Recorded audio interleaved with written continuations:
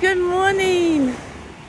We are up for an early morning walk and the beautiful sound of the water beside me.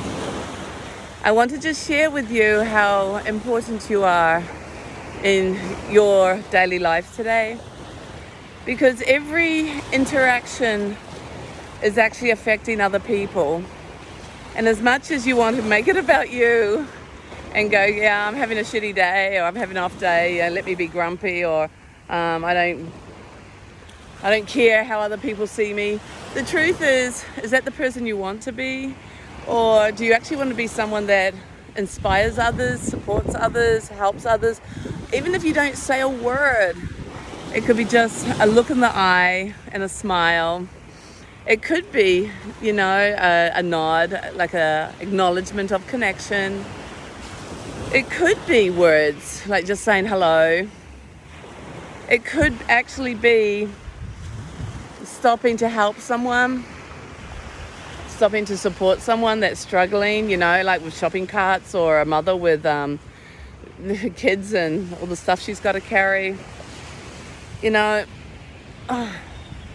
we make it about our feelings and my right to be grumpy, or I don't care, I mean, that's actually the energy we're putting into the world. So we actually have a choice. And it's fabulous to realize just how, by doing these little things, these little acts of kindness, how it can actually affect other people. And that actually reinforces perhaps your importance in the world. Like if you're having a day when you believe no one cared about you, you feel alone, it doesn't even matter what you do, nobody sees you, that kind of stuff.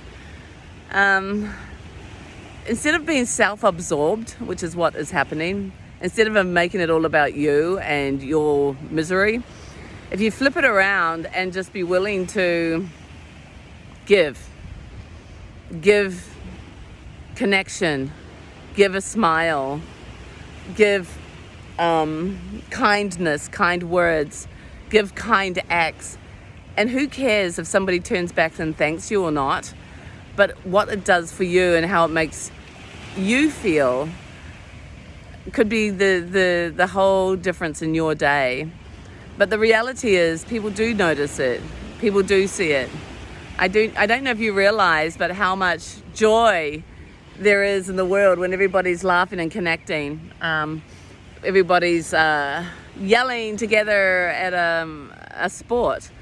The appearance of separation and what's the word?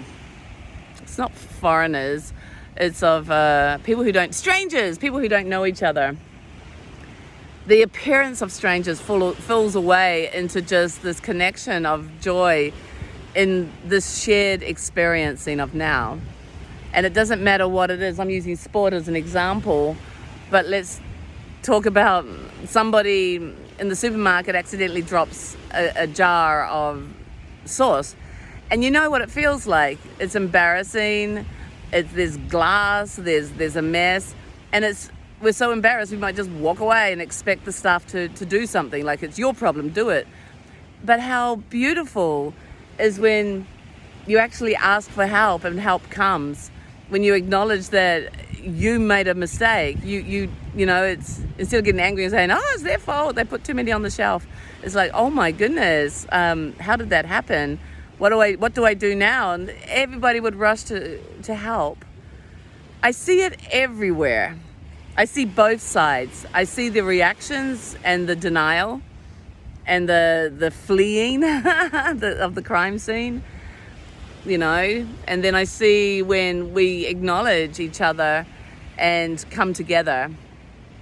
And which world do you want to live in? Which world are you creating? I know what I would like to live in. I know what I wish to create. And I know I have my own patterns too. That's why I used the supermarket thing as an analogy here, because it is embarrassing.